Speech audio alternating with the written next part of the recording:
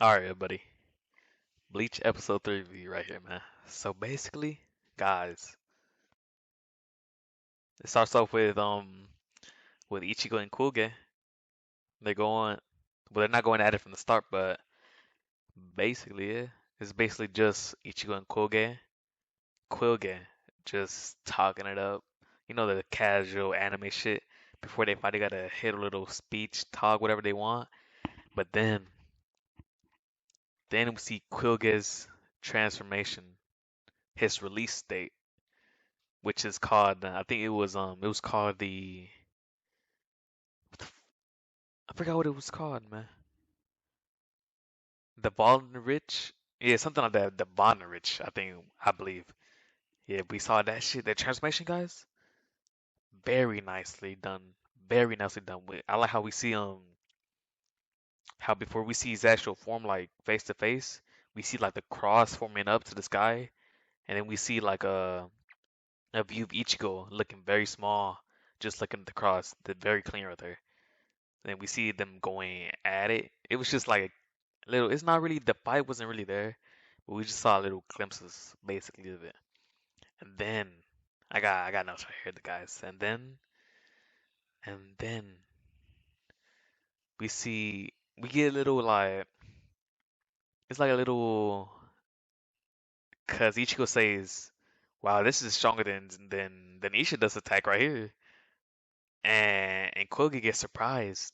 He's like, "Really? Hmm." So basically, guys, Kogi is shocked that Ichigo said that Uryu's attacks were weaker than his, because Koge believes that Ishida is stronger than him. He doesn't say it clearly, but that's a little written aspect that I appreciate they added, which we get. It doesn't confirm it that he says himself, but it's implying that Koge believes that Ishida is stronger than him. So that's how I know Ishida. Uryu, he's something. He's something else, man. He's different. Yeah, guys, he is different. And then we see. Oh, but before that, we get Uryu and his dad, Ryoken. They're talking. So basically, this is very interesting because we did not get this in the manga, basically. So we see Uryu is he kind of knows who the enemies are at that point. He is not certain, but he believes he has a hunch on who the enemies are, basically. And he's trying to find out these bugs from his dad's library and shit. He goes into his dad's drawer and into his main study room, and he finds a book of his grandpa. So basically, yeah, his grandpa knows about the Wonder Rich, his Majesty. He knows all about this shit, man. It's crazy. And yeah, Uryu just finds out at the moment. He's like, "What are you hiding, Dad?" And basically, that's very interesting right there. Very interesting. And then we get the tres females motherfuckers. They show up with Ion. Ion was doing my boy Kuge dirty. Dirty, man. Dirty. That boy Ion had no chill with Kuge. That I ain't even lie, Kuge was looking like a weakling after he just flexed his new form on us. Then he gets beat by Ion. Come on, Kuge. Come on, man. And yeah, man. That shit was very clean. Then we see Ichigo in his Bankai release date, which just went straight for the bits on Kuge. It was very clean, man. And then we see Yuha. Yuha enters the screen and he says, "It's time to invade the Soul Society." He gathers up the Sternritters. The Sternritters are here now. They're officially in the anime now, the Sternritters. They get introduced right there, very cleanly. Beautiful, beautiful, what you call it? Scenery, beautiful shadows, beautiful lighting, beautiful everything right there. Beautiful right there. And then was it there or guys, the OST was going stupid. We got the remix of the dun, dun, dun. We get a remix of that. Then we get the new OST. That's not a remix. That's a new one. But yeah, the OST was going stupid here. It was going crazy. It was going crazy. Then we cut to the differences between, because we go back to Soul Society, and basically it's the Shinigami we saw in the first episode, the two new ones, which was I keep forgetting the names, Rinosuke, yeah, something like that, and the female of Ikaku's sister, and yeah, we see them basically. We get like a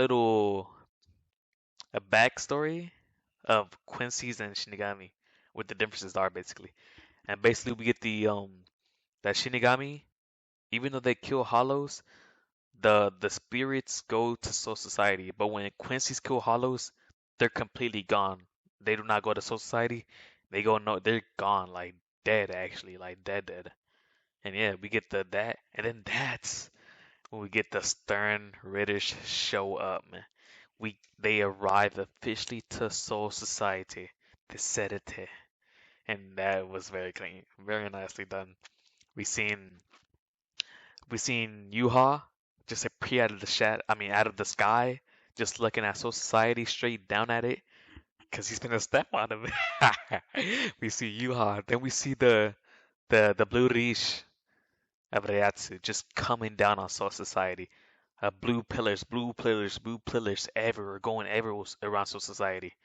Everywhere we see Yama's headquarters, how he destroyed his own headquarters. He sees the whole view of Soul Society getting blue pillared everywhere, and then we get to see Basby, and that's kind of no, that's not spoiler. Fuck it. Yeah, y'all get to see Basby. That boy takes out Kira. That boy said, boom, boom. He takes off almost half of his body. His whole arm is dead, basically, at that point. It's chopped off, basically. Basically chopped off, man. Will Kira live through that shit? Who knows? Then we get to see the reactions of the Shinigami of Rukia, Shunsui, Matsumoto, Yamamoto. We see all of them. Renji, Byakuya, all the squads basically. Just they're reacting to these blue pillars popping out of nowhere. Popping out of nowhere. Then we get to see the Sternritter's faces. And it was immaculate.